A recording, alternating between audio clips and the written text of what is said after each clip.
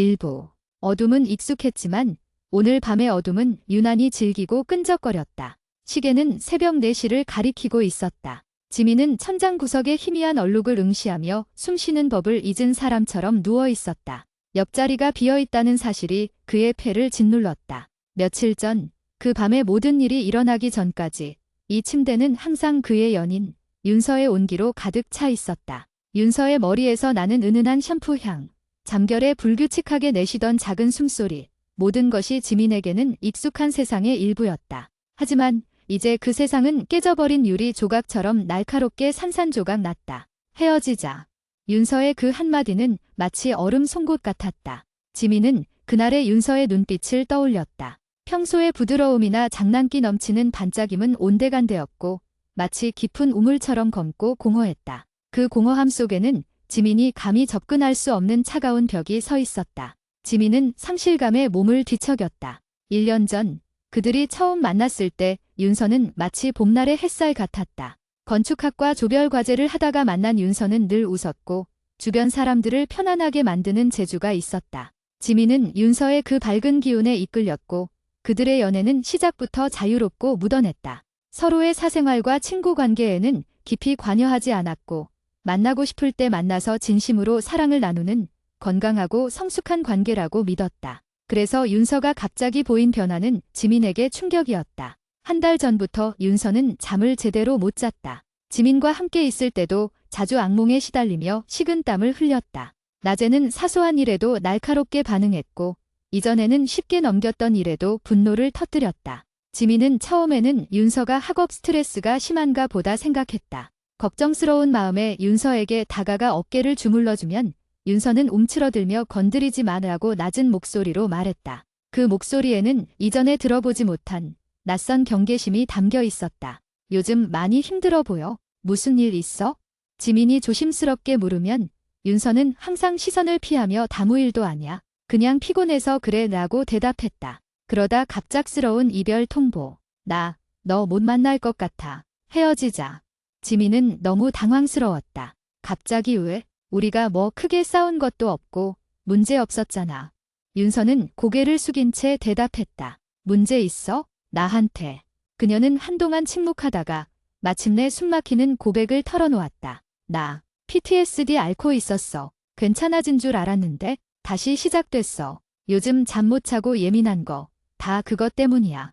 지민은 머리를 한 대 맞은 듯 했다. 윤서가 그렇게 깊은 고통을 홀로 감당하고 있으리라고는 상상도 못했다. 그는 화를 내는 대신 당장이라도 윤서를 안아주고 싶었다. 왜 나한테 진작 말 안 했어? 우리 연인이잖아. 같이 이겨낼 수 있잖아. 윤서는 비웃듯 씁쓸하게 웃었다. 같이. 내가 너한테 뭘 해줄 수 있는데? 잠도 못 자고 조금만 건드려도 화부터 내는 나를 내가 어떻게 감당할 건데? 나 때문에 너까지 힘들어지는 거 싫어. 너한테 부담 주기 싫어. 그때부터 그들의 대화는 모질게 흘러갔다. 지민은 이해할 수 없다는 말로 윤서를 몰아붙였고 윤서는 지민의 진심을 부담이라 치부했다. 결국 지민은 이런 식으로 도망치려는 건 비겁해. 다고 소리쳤고 윤서는 눈물을 글썽이며 지민의 손을 뿌리쳤다. 그래, 비겁하다 해. 하지만 이게 나야. 너한테 내가 이런 짐덩이라는 걸 알게 해주고 싶지 않았어.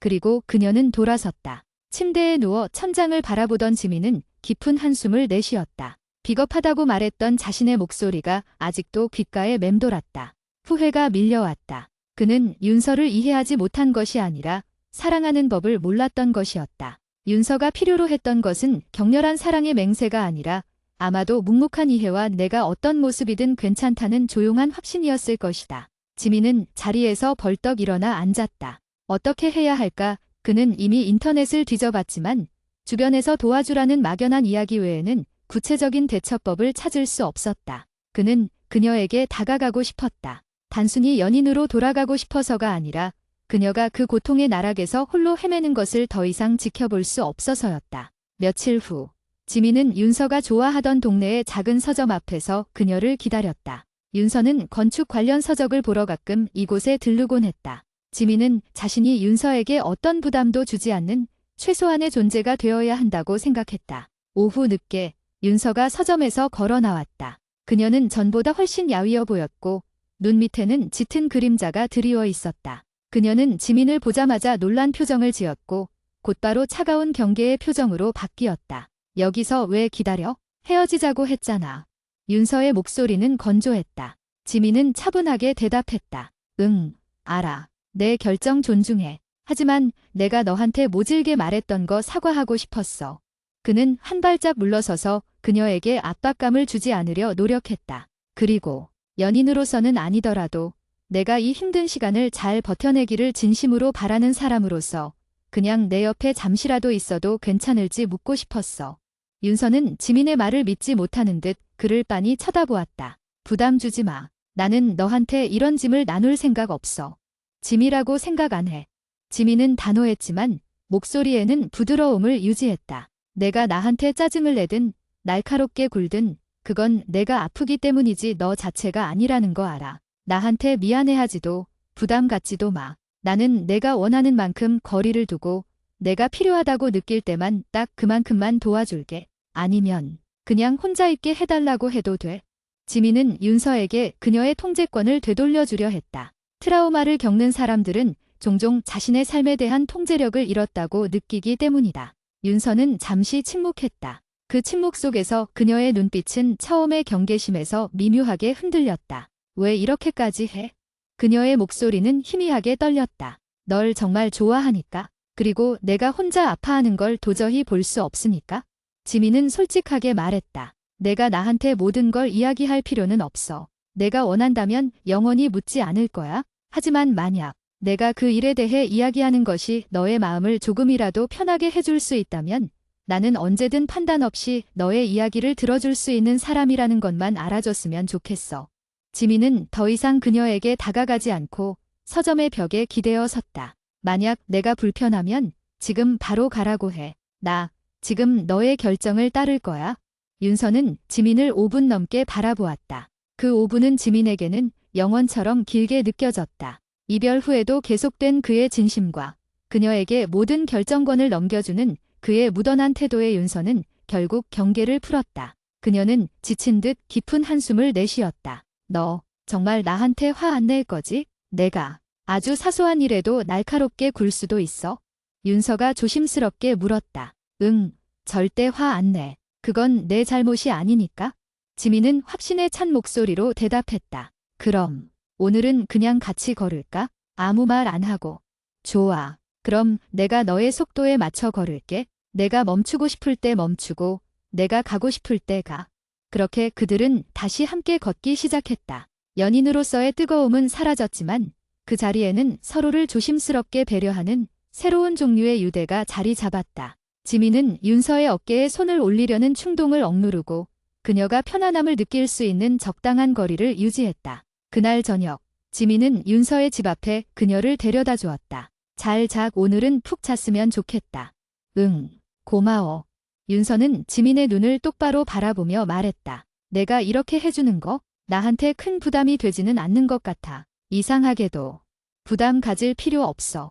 지민이 미소 지었다. 나는 그냥 내가 다시 예전처럼 편안해지기를 바랄 뿐이야. 그 후 며칠 동안 지민은 윤서의 삶에 최소한의 방식으로 다시 들어갔다. 그는 매일 아침 윤서가 일어날 시간에 맞춰 보늘 날씨 좋다. 내가 좋아하는 따뜻한 라테 사놨어 라는 메시지를 보냈다. 그녀가 답장하지 않아도 괜찮았다. 지민은 윤서가 불안감을 느낄 만한 장소나 상황을 피하며 그녀가 스스로의 페이스대로 세상과 상호작용할 수 있도록 묵묵히 지지했다. 지민은 문득 자신이 윤서를 돕는 방법을 전문가에게 물어봐야겠다고 생각했다. 자신이 아무리 노력해도 비전문가로서 윤서에게 상처를 줄 수 있다는 두려움이 들었다. 그는 보호자 상담이라는 키워드로 심리 상담센터를 검색했다. 그는 자신이 지쳐서 윤서에게 짐이 되기 전에 먼저 전문가의 도움을 받아야 한다는 것을 깨달았다. 일주일 후, 지민은 심리 상담센터의 문을 두드렸다. 상담사는 그의 이야기를 진지하게 경청했다. 지민 씨의 태도는 매우 바람직합니다. PTSD 환자에게 가장 중요한 것은 반전과 통제력 회복입니다. 지민 씨가 윤서 씨에게 모든 선택권을 주고 그녀의 감정 변화를 개인적인 공격으로 받아들이지 않는 태도가 바로 그녀가 필요로 하는 반전망입니다. 상담사는 지민에게 몇 가지 구체적인 조언을 해주었다. 윤서 씨가 짜증을 내거나 분노를 표출할 때 별표 사인 내가 지금 힘들다는 걸 안다. 별표 사인 고 말해주세요. 그리고 별표 사인 나는 지금 여기 있고 너는 안전하다. 별표 사인는 느낌을 지속적으로 주세요. 그녀가 트라우마를 이야기하고 싶어 할 때까지 기다려야 합니다. 그리고 만약 그녀가 이야기를 꺼낸다면 오직 경청하고 공감하는 것이 최선입니다. 해결책을 제시하려 하지 마세요. 그 사건의 고통을 축소하려는 어떠한 시도도 하지 마세요. 지민은 고개를 끄덕였다. 그렇다면 제가 이 사람에게 치료를 받아보라고 권유해도 괜찮을까요? 권유하는 방식이 중요합니다. 내가 아프니까 치료를 받아야 해가 아니라 별표 사인 내가 이 고통에서 벗어날 수 있는 전문가의 도움이 있다. 나는 그 과정을 도울 수 있다. 별표 사인는 식의 지지적 메시지를 전달해야 합니다. 지금은 지민 씨가 먼저 도움을 받아야 할 때입니다. 지민 씨가 먼저 굳건해야 윤서 씨를 안정적으로 지지할 수 있습니다.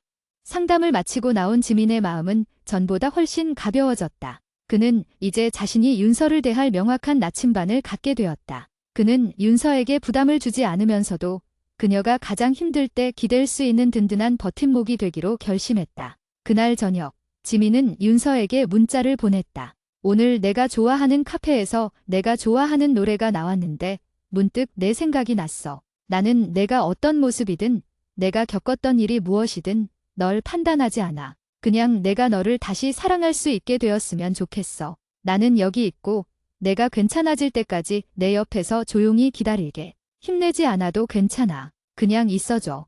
윤서는 늦은 밤이 되어서야 아주 짧은 답장을 보냈다. 고마워.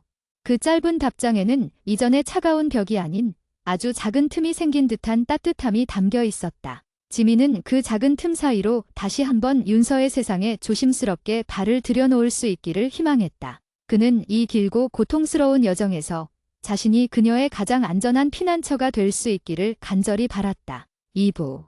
지민의 묵묵하고 일관된 태도는 윤서에게 예상치 못한 안정감을 주었다. 그는 갑자기 관계를 되돌리려 하지 않았고 그녀의 아픔을 캐묻지도 않았다. 다만 그녀의 존재 자체를 변함없이 존중했다. 이전에 윤서가 경험했던 세상은 예측 불가능하고 위험했으며 그 트라우마는 그녀가 언제든 다시 공격받을 수 있다는 불안감 속에서 살게 했다. 하지만 지민은 달랐다. 그의 행동은 마치 철저히 계산된 듯 보일 만큼 조심스러웠고 윤서가 정한 경계를 단 한 번도 넘지 않았다. 매일 아침 도착하는 지민의 문자는 부담이 아닌 하루를 시작하는 작은 닭과 같았다. 오늘 햇살이 따뜻해서 내가 좋아하는 공원에 왔어. 너도 잠깐이라도 밖을 보면 좋겠다. 물론 원치 않으면 안 나와도 돼. 메시지의 끝은 항상 윤서에게 선택권을 부여했다. 이 사소한 일관성이 윤서의 불안한 마음을 조금씩 녹여갔다. 며칠 후, 윤서는 용기를 내어 지민에게 먼저 연락했다. 저녁 늦은 시간이었다. 나 오늘 잠을 못 잘 것 같아. 괜찮으면 그냥 같이 있어줄 수 있을까? 아무것도 안 해도 돼. 그냥 내가 옆에 있다는 것만. 지민은 문자를 보자마자 망설임 없이 옷을 챙겨 입었다. 그는 윤서의 집에 도착해서도 그녀를 안거나 위로의 말을 건네지 않았다. 윤서가 거실 소파에 담요를 덮고 앉아있자 지민은 맞은편 1인용 의자에 앉았다. 그는 일부러 휴대폰을 만지작거리며 윤서에게 시선을 고정시키지 않았다. 윤서가 필요로 할 때 언제든 자신이 거기에 있다는 것을 비언어적인 방식으로 보여주려 했다. 침묵이 길어졌다. 거실 시계 소리, 그리고 바깥에서 들려오는 희미한 자동차 소리만이 그 공간을 채웠다. 윤서는 불안한지 무릎 위에 올려둔 손가락을 계속 만지작거렸다. 요즘 숨쉬기가 힘들어. 윤서가 아주 작은 목소리로 말했다. 평소에는 괜찮은데 밤이 되면 갑자기 심장이 막 뛰고 숨이 턱 막혀. 그때 그 냄새, 그 소리, 모든 게 다시 느껴지는 것 같아. 지민은 휴대폰을 내려놓고 고개를 들어 윤서에게 부드럽게 시선을 맞췄다. 그는 놀라거나 당황한 기색 없이 오직 진심으로 경청하고 있다는 표정을 지었다. 응, 그럴 수 있어? 지민은 차분하고 낮은 목소리로 대답했다. 내가 얼마나 무섭고 힘든지 상상도 못하겠어. 하지만 내가 지금 느끼는 그 모든 감정은 당연한 거야. 이상한 게 아니야. 윤서는 고개를 숙였다. 내가 너무 예민하게 구는 걸까? 1년이나 지났는데 왜 나는 아직도 이래? 절대 예민한 거 아니야? 트라우마는 시간이 지난다고 해서 사라지는 게 아니야? 지민은 상담사가 알려준 내용을 기억하며 조심스럽게 말했다. 그때 내가 겪었던 일은 내 마음속에 남아서 너를 보호하려고 하는 거야? 내가 지금 숨쉬기 힘들고 불안한 것도 내 몸이 너를 지키려고 과민하게 반응하는 것뿐이야. 그러니까 내 자신을 탓하지 마. 너는 아주 잘 버티고 있는 거야? 윤서는 그 말에 눈물을 글썽였다. 그녀는 지민의 앞에서 울지 않으려 애썼지만 지민의 무조건적인 인정과 지지는 그녀의 방어막을 허물었다. 그녀가 흘린 눈물은 슬픔보다는 안도감에 가까웠다. 그녀의 감정이 지민에게 비난받지 않고 오히려 긍정되었다는 사실에 대한 안도였다. 그 일이 나한테 왜 일어났는지 모르겠어. 윤서는 더 이상 그 사건에 대해 깊이 파고들지 않았고 지민도 묻지 않았다. 응, 괜찮아. 이야기하기 싫으면 언제든 멈춰도 돼. 지민은 그녀의 선택권을 다시 한번 강조했다. 그날 밤 지민은 윤서의 집 소파에서 뜬 눈으로 밤을 지새웠다. 그는 잠이 들지 않는 윤서에게 책을 읽어주거나 억지로 대화하려 하지 않았다. 대신 조용히 유튜브에서 잔잔한 백색 소음을 틀어주었고 때로는 아주 조용한 음악을 들었다. 새벽녘 윤서가 잠시 잠이 들었을 때 지민은 그녀가 깨지 않도록 조심스럽게 거실을 벗어났다. 다음 날 윤서는 지민에게 아주 긴 문자를 보냈다. 그녀의 감정이 뒤섞인 복잡한 문자였다. 어제 고마웠어. 덕분에 몇 달 만에 처음으로 2시간이라도 잤어. 너한테 이런 내 모습을 보여주는 게 정말 싫었어. 너는 항상 밝고 자유로운 사람인데 내가 너한테 우울과 불안을 전염시킬까 봐. 그래서 헤어지자고 했던 거야. 나는 너한테 짐이 되기 싫고 너의 그 밝음을 지켜주고 싶었어. 하지만 내가 계속 나한테 별표 쌓인 부담 갖지 마. 너는 안전에 별표 쌓인 라고 말해주는 게 나를 살리는 것 같아. 내가 아직 너한테 연인으로서의 따뜻함을 줄 수 없다는 거 알아. 하지만 내가 나한테 보여주는 이 묻어난 지지가 나를 숨쉬게 해. 이기적이지만 당분간만이라도 내가 내 옆에 이렇게 있어주면 안 될까? 지민은 이 문자를 읽고 눈물이 핑 돌았다. 그의 전략이 통했다. 그가 그녀에게 건넨 것은 연애가 아니라 치유를 위한 안전한 공간이었다. 지민은 그녀가 요청한 대로 그녀에게 별표 쌓인 거리와 길관성 별표 쌓인을 유지하며 옆에 머물렀다. 그들은 이전처럼 자주 만나지는 않았지만 일주일에 2~3번 조용한 공원이나 서점에서 짧게 만났다. 그들의 대화는 항상 윤서의 컨디션에 초점이 맞춰져 있었다. 오늘 햇빛이 좋네. 너 요즘 불안 지수는 몇 점이야? 10점 만점에. 지민이 물었다. 한 5점. 어제는 7점이었는데 너 덕분에 좀 내려갔나 봐. 윤서가 미소 지었다. 아주 희미한 미소였지만 지민에게는 그 어떤 환한 웃음보다 값졌다. 지민은 상담사와의 약속을 꾸준히 이어나갔다. 상담사는 그에게 간병인 소진, 케어기버 번아웃, 대위험성을 경고했다. 윤서 씨를 돕는 것도 중요하지만 지민 씨 본인의 삶을 놓쳐서는 안 됩니다. 윤서 씨는 지민 씨가 건강하고 행복하게 지낼 때 가장 안정감을 느낄 것입니다. 불안한 사람 옆에는 불안한 사람이 붙는 법이니까요. 지민은 그 말에 따라 자신의 학업과 친구 관계, 사회생활을 이전처럼 유지하려 노력했다. 윤서가 그들의 연애를 무던하고 자유로운 관계로 정의했던 것처럼 지민은 이제 그녀를 돕는 관계도 무던하게 가져가려 했다. 그는 윤서에게 자신의 일상을 숨기지 않고 공유했다. 오늘 친구들이랑 농구했어. 재밌더라. 너도 혹시 기분 전환이 필요하면 같이 가자. 물론 구경만 해도 돼. 윤서는 지민이 자신의 삶을 충실하게 살고 있다는 사실에 오히려 안도했다. 그녀가 짐이 되었다고 느낄 때 지민마저 자신의 삶을 포기하고 그녀에게만 집중하는 모습은 그녀에게 죄책감을 주었을 것이다. 하지만 지민은 자신의 경계를 분명히 지키고 있었다. 어느 날 윤서는 지민과 함께 공원을 걷다가 갑자기 멈춰섰다. 그녀의 눈동자가 흔들렸고 숨을 가쁘게 쉬기 시작했다. 마치 눈앞에 보이지 않는 무언가를 보는 듯했다. 플래시백, 재경험이 시작된 것이었다. 지민은 당황하지 않았다. 상담에서 배운 대로 그는 침착하게 상황에 대처했다. 그는 윤서의 어깨에 손을 올리려는 충동을 억누르고 그녀의 시야 밖, 하지만 바로 옆에 섰다. 윤서야, 괜찮아. 지금 너는 공원에 있어? 옆에는 내가 있어? 지민은 아주 조용하고 낮은 목소리로 말했다. 지금은 안전해. 여기는 2025년 11월이야. 너는 나랑 산책하고 있어? 그는 그녀의 현재 장소, 시간, 그리고 자신의 존재를 계속해서 상기시켰다. 트라우마를 겪을 때 현실 감각을 잃는 그녀에게 현실로 돌아올 닻을 던져준 것이다. 윤서는 여전히 떨고 있었지만 지민의 일정한 목소리에 귀를 기울이는 듯 했다. 지민은 그녀의 손을 잡는 대신 주머니에서 작은 돌멩이 하나를 꺼내 그녀의 손바닥에 쥐어주었다. 이거 만져봐. 차갑고 거칠지? 이 촉감을 느껴봐. 너는 지금 안전한 돌을 만지고 있어? 윤서는 돌멩이를 꽉 쥐었다. 그 차갑고 단단한 촉감이 그녀의 정신을 현실로 끌어당기는 듯 했다. 몇 분 후, 그녀의 호흡이 조금씩 안정되었다. 고마워.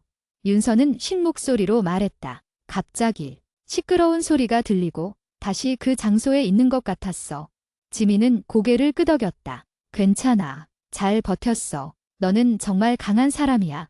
그는 그녀를 재촉하지 않고 그녀가 완전히 진정될 때까지 기다렸다. 그 사건 이후 윤서는 지민에게 조금 더 마음을 열었다. 그녀는 그에게 플래시백이 어떤 식으로 찾아오는지, 잠을 못 자는 밤에 어떤 두려움에 시달리는지에 대해 구체적으로 이야기했다. 지민은 그저 듣기만 했다. 해결책을 제시하지도 불쌍하게 여기지도 않았다. 그는 오직 인정했다. 나 어젯밤에 5번이나 깼어. 너무 지쳐. 그래, 얼마나 힘들었을까? 5번이나 깨는 밤을 버텨줘서 고마워. 지민의 고맙다는 말은 힘내보다 훨씬 강력했다. 힘내는 그녀에게 노력을 요구했지만 고맙다는 그녀의 현재 고통과 버텨낸 인내에 대한 보상이었다. 이러한 상호작용이 반복되면서 윤서는 지민을 자신의 유일한 안전지대로 인식하기 시작했다. 그녀는 여전히 지민에게 트라우마 사건의 구체적인 내용을 말하지 않았지만 이제 지민은 그것을 강요하지 않아도 괜찮다는 것을 알았다. 중요한 것은 사건의 내용이 아니라 그녀의 치유 과정이었다. 그러던 어느 날 윤서는 지민과 함께 벤치에 앉아 있었다. 날씨는 맑았지만 윤서의 표정은 어두웠다. 지민아. 윤서가 조용히 불렀다. 응. 나 너한테 짐이 되기 싫어서 헤어지자고 했지만 사실은 내가 너한테 너무 약해진 내 모습을 보여주는 게 두려웠어. 내가 나한테 실망할까 봐. 이전에 겪었던 일 때문에 내가 망가졌다고 생각할까 봐. 내가 왜 망가져? 너는 그냥 아픈 거야? 감기에 걸리듯 마음이 상처를 받은 것뿐이야. 지민은 윤서의 손을 처음으로 잡았다. 이번에는 망설이지 않았다. 그녀가 먼저 깊은 고백을 했기 때문에 그에게는 그녀를 지지해도 된다는 무언의 허락이 있었다. 너는 나를 실망시키지 않아. 내가 너한테 기대하는 건 오직 내가 스스로 편안해지는 것뿐이야. 지민은 그녀의 손을 부드럽게 감싸 쥐었다. 우리 다시 만나야 한다고, 혹은 너의 그 고통을 빨리 끝내야 한다고 강요하지 않을게. 내가 전문가의 도움을 받는 것이 좋을 것 같다는 조언은 한 번만 할게. 너의 선택이야. 윤서는 고개를 끄덕였다. 나 사실 혼자 병원에 가는 게 무서웠어. 예전에 상담받을 때 나한테 왜 그렇게 대처했냐고 비난하는 듯한 느낌을 받았거든. 나랑 같이 가자. 내가 너의 보호자처럼 옆에 있을게. 너를 비난하지 않을 좋은 선생님을 찾을 수 있도록 내가 도와줄게. 지민의 제안에 윤서는 눈물을 흘렸다. 나를 혼자 두지 않아줘서 고마워. 그날 윤서는 지민에게 트라우마 사건의 핵심적인 감정을 처음으로 털어놓았다. 구체적인 상황을 말하지는 않았지만 그녀를 지배하는 감정의 뿌리를 이야기했다. 별표 쌓인 무력감과 배신감 별표 쌓인이었다. 그때 나는 아무것도 할 수 없었어. 그리고 믿었던 사람에게 버려졌다는 느낌이 나를 완전히 무너뜨렸어. 윤서의 목소리는 떨렸다. 지민은 윤서의 손을 놓지 않았다. 나는 널 버리지 않을 거야. 절대. 그리고 그때 내가 무력했던 건 내가 약해서가 아니라 상황이 비정상적이었기 때문이야. 내 잘못이 아니야. 지민의 그 말은 윤서의 마음에 깊은 울림을 주었다. 그녀를 비난하지 않고 그녀의 아픔을 오롯이 받아들이고 그녀의 과거를 재해석해주는 지민의 역할은 이제 단순한 연인의 지위를 넘어섰다. 그는 윤서의 치유의 동반자가 되어 있었다. 윤서는 마침내 전문가의 도움을 받기로 결정했다. 지민은 그녀와 함께 심리상담센터에 갔고 대기실에서 묵묵히 그녀를 기다렸다. 그는 그녀의 손을 놓아주었지만 그녀의 등 뒤에 서서 든든한 존재감을 보여주었다. 윤서의 치유 여정은 이제 막 시작된 것이었다. 지민은 그 길이 길고 험난할 것을 알았지만 더 이상 두렵지 않았다. 그는 이제 그녀에게 어떻게 다가가고 어떻게 지지해야 하는지를 명확하게 알고 있었다. 그리고 가장 중요하게 그는 그녀를 잃지 않았다는 사실에 감사했다. 3부 윤서가 상담을 시작하면서 그들의 관계는 새로운 국면에 접어들었다. 지민은 여전히 연인이라는 타이틀을 주장하지 않았지만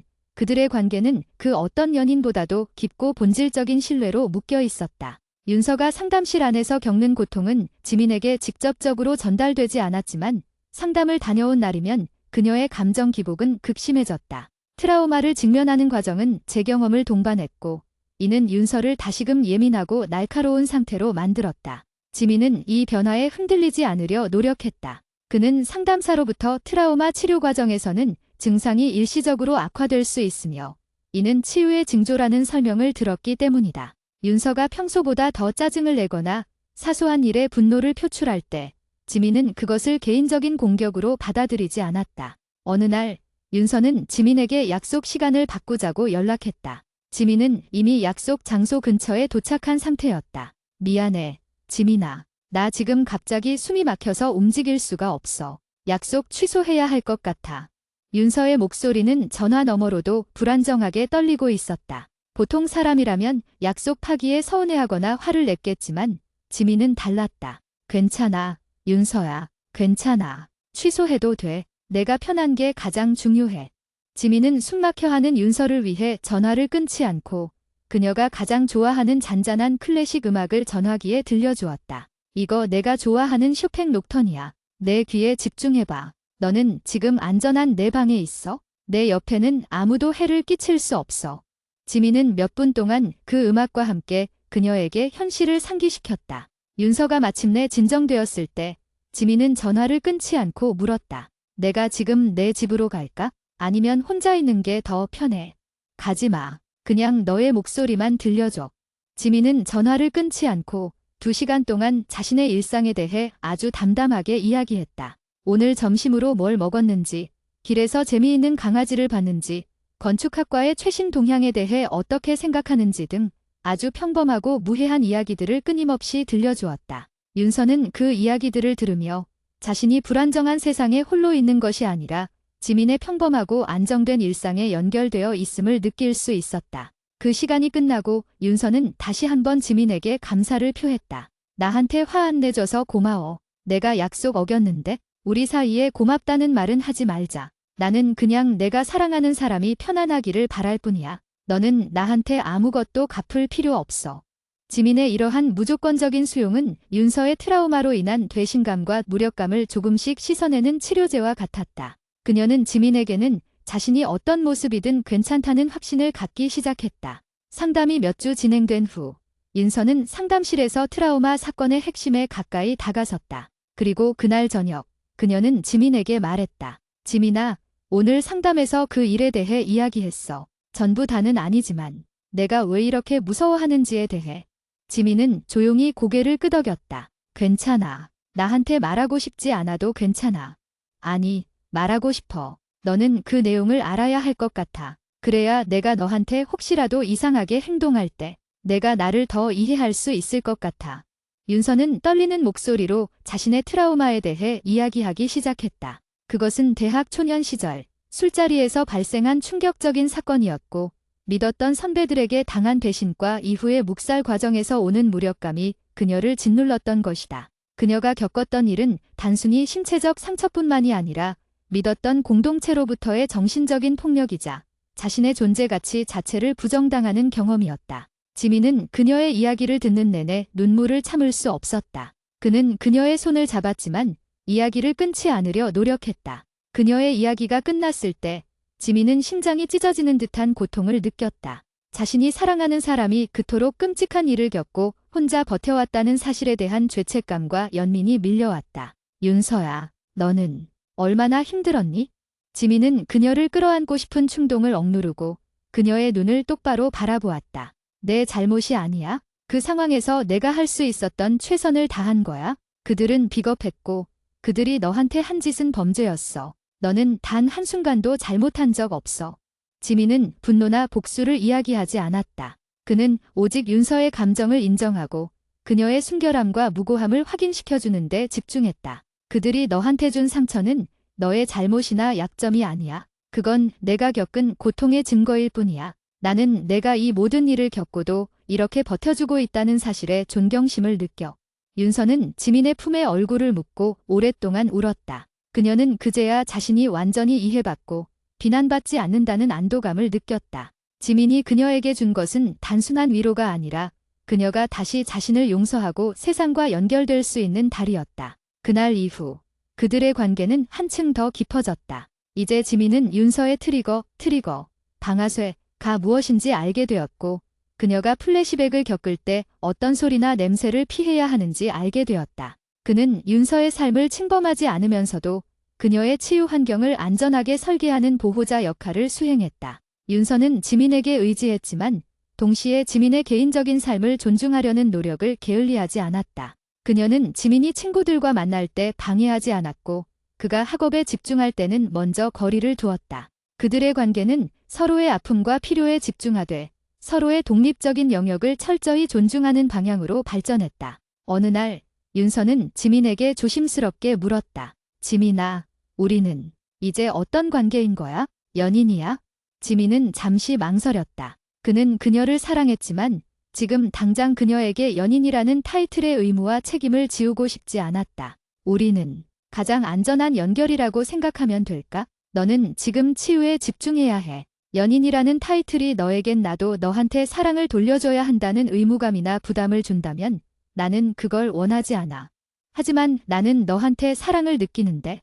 윤서는 고개를 숙였다. 내가 너한테 주는 게 고통과 불안뿐인데도 너는 나한테 사랑을 돌려줘도 된다고 생각해? 지민은 부드럽게 그녀의 턱을 들어 올렸다. 물론이지. 내가 나한테 주는 가장 큰 사랑은 내가 나한테 마음을 열고 내 모습을 보여주는 것 자체야. 내가 나를 믿고 내 고통을 나눠주는 것이 나에게는 가장 큰 사랑의 표현이야. 그리고 나는 내가 다시 괜찮아진 후 내가 완전해진 모습으로 나에게 돌아오는 것을 기다릴 수 있어. 우리는 지금 서로의 상처를 보듬어주는 동반자야. 그게 연인이든 아니든 나는 너를 사랑해.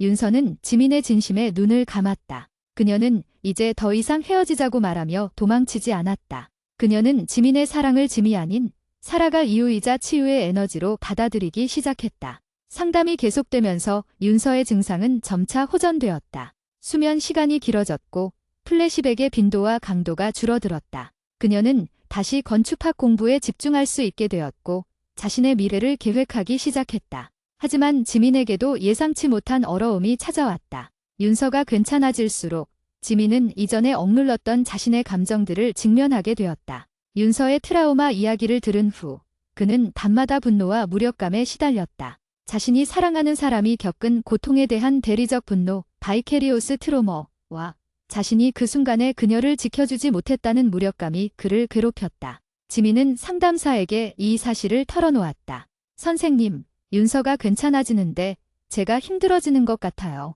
밤에 잠을 잘 못 자고 그 가해자들에 대한 복수심 때문에 미쳐버릴 것 같아요. 상담사는 고개를 끄덕였다. 지민 씨, 당연한 반응입니다. 지민 씨는 윤서 씨의 고통을 함께 나누는 과정에서 별표 사인 대리 외상, 세컨데리 트로매틱 스트레스, 별표 사인을 겪고 있는 겁니다. 지민 씨도 지금 환자예요. 윤서 씨를 지지하는 보호자의 역할뿐만 아니라 지민 씨 자신도 치유되어야 합니다. 상담사는 지민에게 윤서의 문제와 자신의 감정을 분리하는 연습을 할 것을 권유했다. 윤서를 돕는 것과 동시에 자신의 삶에 깊이 집중하고 자신이 좋아하는 활동, 옛 운동, 취미를 통해 부정적인 에너지를 해소해야 한다고 조언했다. 지민은 윤서가 잠든 밤에 홀로 공원에 나가 달렸다. 그는 자신의 분노와 무력감을 땅에 쏟아부듯 달리고 또 달렸다. 그가 건강해야 윤서를 지킬 수 있다는 책임감, 그리고 윤서가 겪은 고통을 헛되이 하지 않겠다는 다짐이 그를 움직였다. 어느 날 윤서는 지민이 밤늦게 운동을 하고 들어오는 것을 보았다. 땀에 젖은 그의 얼굴을 보며 윤서는 지민도 자신을 돕는 과정에서 얼마나 힘들어하고 있는지 깨달았다. 지민아, 너도 많이 힘들지? 윤서가 걱정스러운 목소리로 물었다. 지민은 미소를 지었지만 그 미소에는 지친 기색이 역력했다. 괜찮아. 나 건강해지려고 운동하는 거야? 나 때문이지. 윤서는 단호하게 말했다. 나 혼자 아프고 힘든 게 아니었어. 내가 너한테 내 아픔을 쏟아낼 때 너는 그걸 혼자 삭히고 있었구나.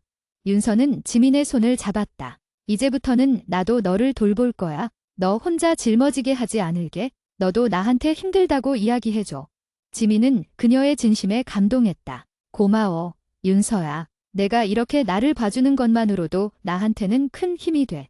그들의 관계는 이제 일방적인 지지에서 벗어나 상호적인 돌봄의 단계로 진입했다. 윤서는 지민이 자신의 트라우마로 인해 힘들어할 때 그의 손을 잡고 조용히 그를 위로했다. 그녀는 지민에게 안전하고 예측 가능한 사랑을 돌려주기 시작했다. 그녀의 사랑은 더 이상 불안정하거나 도피하려는 형태가 아니었다. 그것은 치유된 자의 강하고 단단한 사랑이었다. 지민은 윤서의 치유를 돕는 동시에 자신의 삶도 회복하고 있었다. 그는 윤서의 그림자 속에서 살지 않았다. 그는 그녀의 가장 든든한 동반자였지만 동시에 자신의 꿈과 미래를 가진 독립적인 개인이었다. 그리고 윤서 역시 그의 독립성을 전적으로 지지했다. 마침내 윤서가 상담을 종료할 시기가 다가왔다. 상담사는 윤서에게 이제 외부의 안전망 없이도 스스로 안정감을 찾을 수 있다는 확신을 심어주었다. 윤서는 지민에게 말했다. 지민아, 나 이제 괜찮은 것 같아. 물론 그 일이 완전히 사라진 건 아니지만 이제는 그 기억과 함께 살 수 있을 것 같아. 내 삶을 지배하게 두지 않을 수 있을 것 같아. 지민은 진심으로 기뻐하며 그녀를 안아주었다. 이것은 그들의 관계에서 처음으로 이성적인 감정 없이 순수한 기쁨과 안도감으로 나누는 포옹이었다. 너무 자랑스러워, 윤서야. 너는 정말 강해. 그들의 시련은 그들을 부수지 못했고 오히려 그들의 사랑을 강하고 깊은 신뢰로 굳건하게 만들었다. 이제 그들은 다시 연인으로서의 미래를 이야기할 준비가 되었다. 하지만 그들의 연애는 이전과 같지 않을 것이었다. 그것은 훨씬 더 깊은 이해와 존중, 그리고 상호적인 돌봄을 기반으로 할 것이었다. 사부.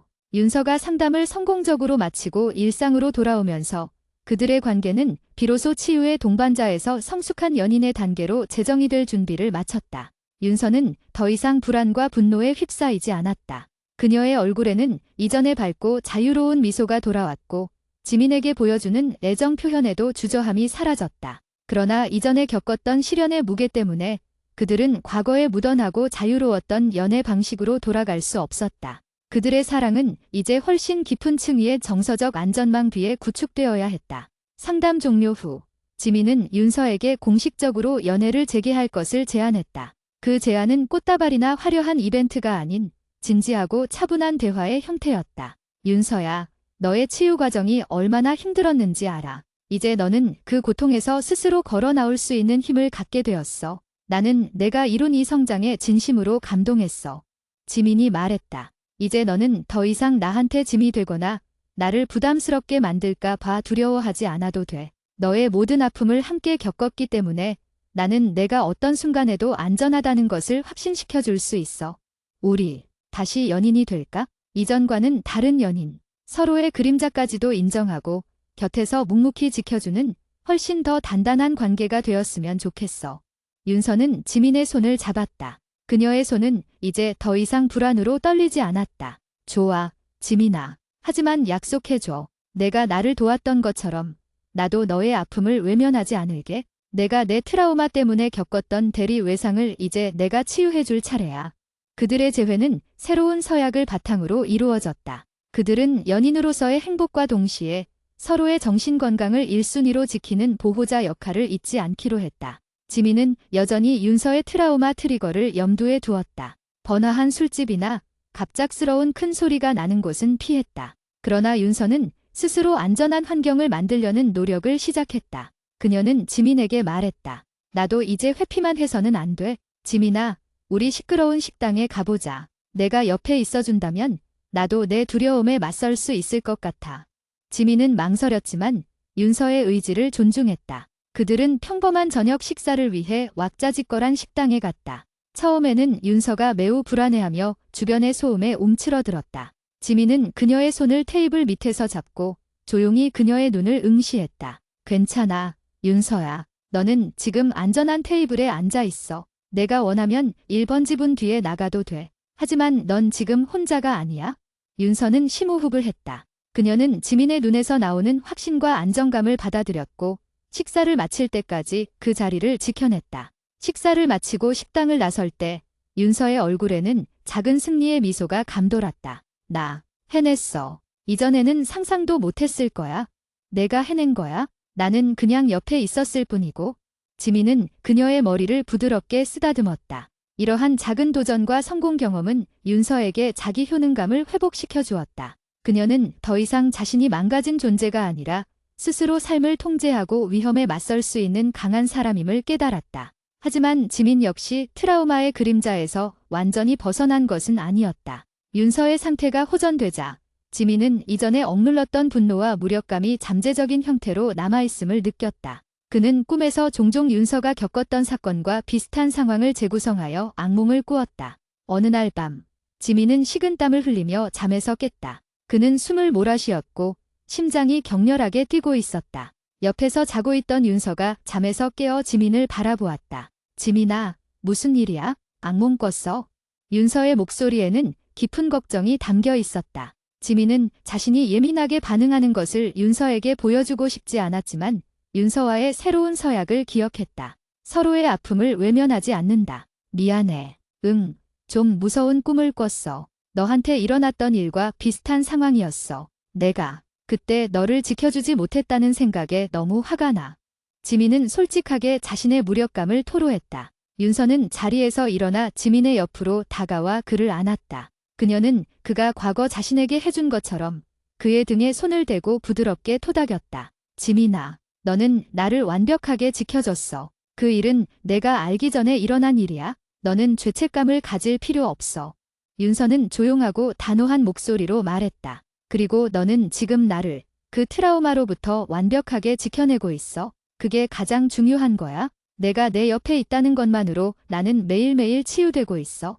그녀는 지민에게 현실의 안전함을 상기시켜 주었다. 지민이 겪는 것은 윤서의 고통을 함께 나누는 사랑의 대가였고 윤서는 이제 그 대가를 기꺼이 함께 나누고자 했다. 그녀는 지민에게 별표 사인 내 감정도 괜찮다 별표 사인는 무조건적인 인정을 돌려주었다. 이러한 상호적인 치유 과정은 그들의 연애를 더욱 단단하게 만들었다. 그들은 더 이상 서로에게 보여주고 싶은 부분만 보여주는 자유로운 연애를 하지 않았다. 그들은 서로의 가장 취약하고 어두운 그림자까지도 알고 그것을 끌어안는 깊은 연인이 되었다. 윤서는 지민에게 전문가의 도움을 받을 것을 권유했고 지민은 망설임 없이 상담센터를 다시 찾았다. 이번에는 보호자 상담이 아닌 별표 사인 개인 상담 별표 사인이었다. 그는 자신의 깊은 곳에 남아있던 대리 외상과 무력감을 다루기 시작했다.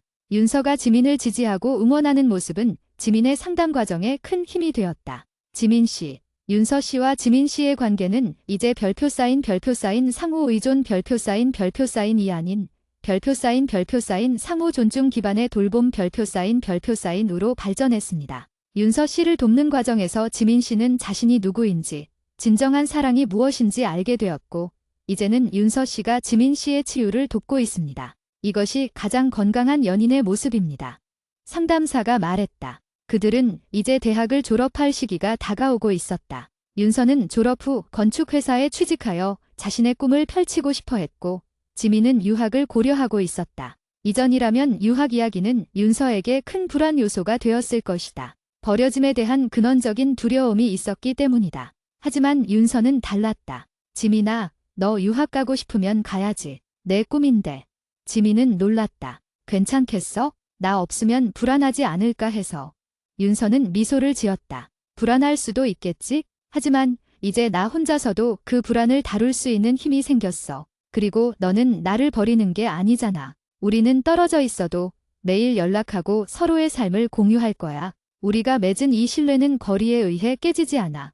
그들의 사랑은 물리적 거리를 초월하는 정서적 안전망으로 진화했다. 그들은 잦은 만남이나 육체적인 가까움에 의존하지 않았다. 대신 매일의 소통과 일관된 지지를 통해 서로 연결되어 있었다. 지민은 결국 유학을 결정했고 윤서는 그를 진심으로 응원했다.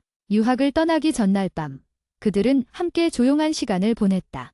윤서는 더 이상 숨쉬기 힘들어하거나 불면증에 시달리지 않았다. 그녀는 평온하게 지민의 옆에 누워 있었다. 지민아, 내가 없었으면 나는 아마 평생 그 어둠 속에서 나오지 못했을 거야.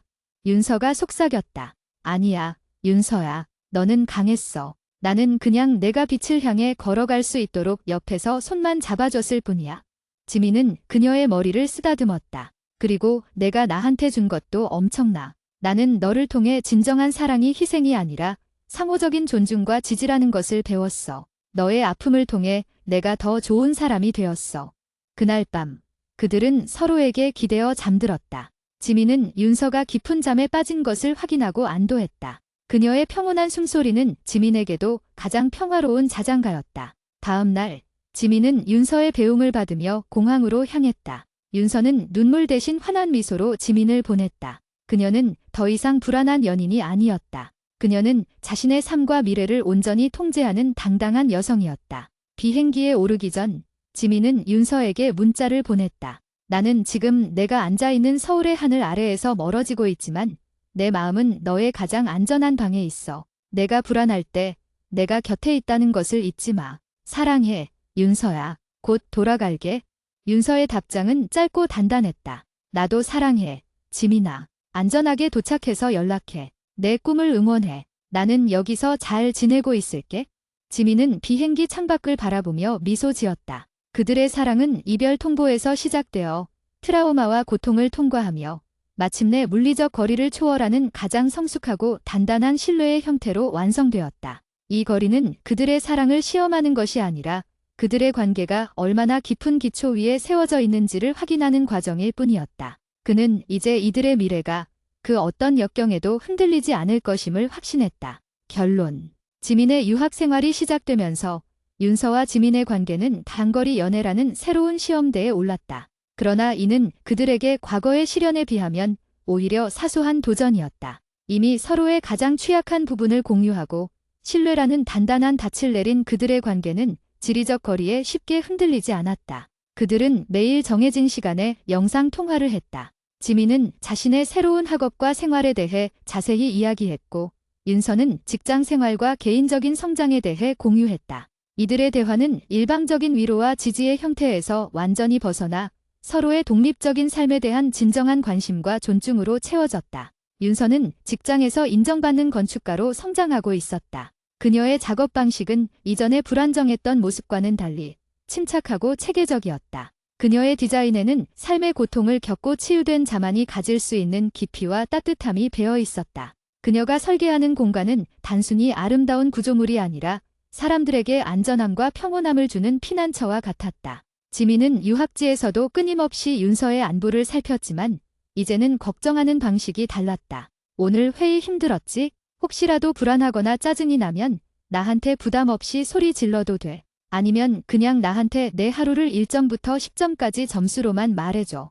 지민은 윤서에게 감정을 쏟아낼 안전한 통로를 항상 열어두었다. 윤서 역시 지민이 유학 생활에서 겪는 학업 스트레스와 외로움을 놓치지 않았다. 지민이 밤늦게까지 작업한 날이면 윤서는 지민의 나라 시간에 맞춰 따뜻한 격려 문자를 남겼다. 지민아, 너의 꿈을 향해 나아가는 모습이 정말 멋있어. 너도 힘들 때는 나한테 털어놔야 해. 내가 나한테 기대는 건 절대 짐이 아니야. 어느 날 윤서는 회사에서 중요한 프로젝트를 맡게 되었다. 큰 압박감 속에서 그녀는 밤샘 작업을 이어갔고 결국 스트레스가 쌓여 이전의 PTSD 증상과 유사한 경미한 불안 증상을 다시 겪게 되었다. 손끝이 떨리고 잠이 쉽게 오지 않았다. 윤서는 지민에게 이 사실을 솔직하게 털어놓았다. 지민아, 나 요즘 다시 좀 불안해. 잠을 잘 못 자겠어. 예전에 내가 돌아오는 건 아닐까 무서워. 지민은 즉시 그녀를 진정시켰다. 윤서야, 그건 내가 약해진 게 아니야. 내가 너무 열심히 살고 있다는 증거야. 스트레스가 심하면 누구나 불안해져. 그건 병의 재발이 아니라 내 몸이 너한테 쉬라고 보내는 신호야. 그는 과거처럼 그녀를 구원하려 들지 않았다. 대신 스스로 문제에 대처하는 능력을 상기시켜 주었다. 너는 이미 이 불안을 다루는 법을 알고 있어? 내가 상담사에게 배운 루틴을 기억해봐. 심호흡하고 안전한 장소에 집중하고 필요하면 잠시 일을 멈춰. 나는 내가 스스로 이겨낼 수 있다는 것을 알아. 그리고 나는 내가 이 모든 과정을 통과할 때까지 전화기 너머에서 묵묵히 너를 지켜볼게.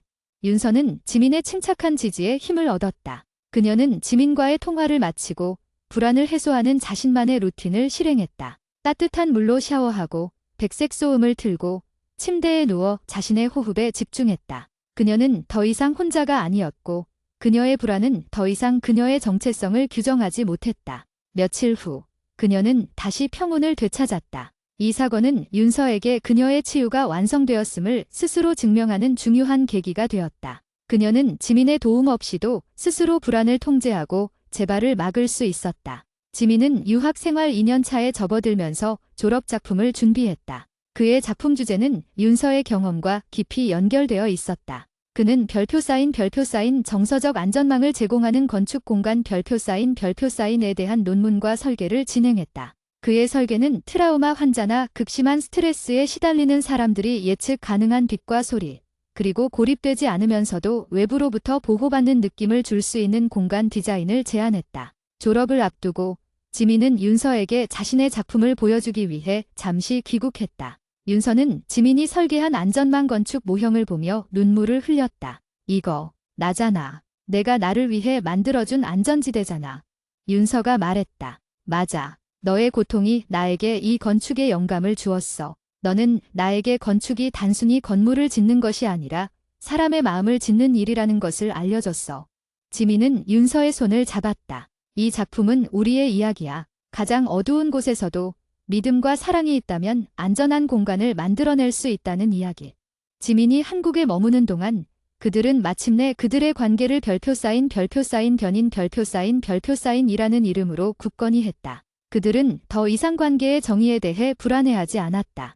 그들의 사랑은 깊은 이해와 헌신으로 빚어진 그들만의 독특하고 튼튼한 연애 모델이었다. 그들의 연애는 서로의 상처를 들여다보지만 그 상처로 인해 상대방을 규정하지 않는 성숙함의 극치였다. 지민이 유학을 마치고 한국으로 완전히 돌아왔을 때 그는 윤서가 다니는 건축회사에 입사했다. 그들은 이제 동료이자 연인으로서 매일의 일상을 공유하게 되었다. 그들의 관계는 더 이상 고통에 대한 대처나 지지의 형태로만 존재하지 않았다. 그들은 평범한 연인들처럼 함께 미래를 계획하고 소소한 일상에서 행복을 찾았다. 지민아, 우리 주말에 제주도 갈까? 그냥 아무 계획 없이.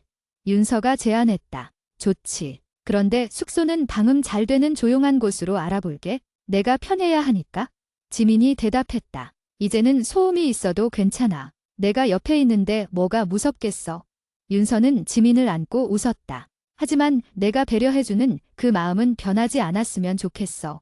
그들의 사랑은 트라우마를 극복한 후에도 서로에 대한 섬세한 배려를 잃지 않았다. 그 배려는 이제 PTSD의 재발을 막기 위한 방어 기제가 아니라 별표 쌓인 사랑하는 사람을 향한 습관적인 존중 별표 쌓인이 되었다. 몇 년 후 지민과 윤서는 결혼을 약속했다. 그들의 결혼식은 화려함보다는 편안함과 안정감에 초점을 맞춘 그들다운 결혼식이었다. 하객들은 소수로 초대되었고 모든 절차는 윤서가 불안감을 느끼지 않도록 차분하게 진행되었다. 결혼 서약에서 지민은 윤서에게 이렇게 말했다. 윤서야, 너는 내가 만난 사람 중 가장 강하고 아름다운 사람이야. 우리는 헤어짐에서 시작했고 너의 가장 어두운 고통 속에서 우리의 사랑을 확인했어. 나는 내가 다시 불안해하고 잠 못 들고 화를 낼 때 도망치지 않고 내 옆에 있을 것을 약속해. 그리고 내가 힘들어질 때 너도 나를 외면하지 않고 나를 잡아줄 것을 믿어.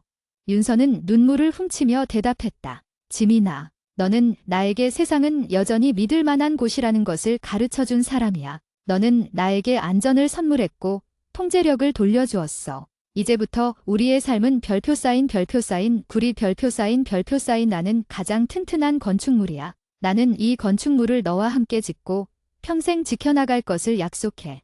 그들의 사랑 이야기는 단순한 로맨스가 아니었다. 그것은 트라우마를 겪은 사람과 그를 지지하는 사람이 어떻게 함께 치유될 수 있는지에 대한 하나의 증명서였다. 그들은 연애 초반에 묻어나고 자유로웠던 관계를 넘어 서로의 영혼 깊은 곳까지 연결된 가장 진실되고 강인한 부부가 되었다. 윤서는 더 이상 과거의 그림자에 갇히지 않았다. 그녀는 자신의 경험을 바탕으로 사회적 약자를 위한 공공 디자인 프로젝트에 참여하며 자신의 아픔을 타인의 치유에 사용하는 강한 여성으로 살았다. 지민은 그녀의 곁에서 그녀의 모든 도전을 응원하는 가장 든든하고 안정적인 버팀목이었다. 그들의 집은 지민이 설계한 정서적 안전망의 원칙이 적용된 세상에서 가장 평온하고 예측 가능한 공간이었다. 그들은 그곳에서 서로에게 기대어 잠들었고 깨어났으며 사랑을 나누었다. 때때로 윤서가 악몽을 꾸더라도 그녀는 더 이상 혼자가 아니었다. 그녀는 지민의 따뜻한 품 안에서 곧바로 현실의 안전함으로 돌아올 수 있었다.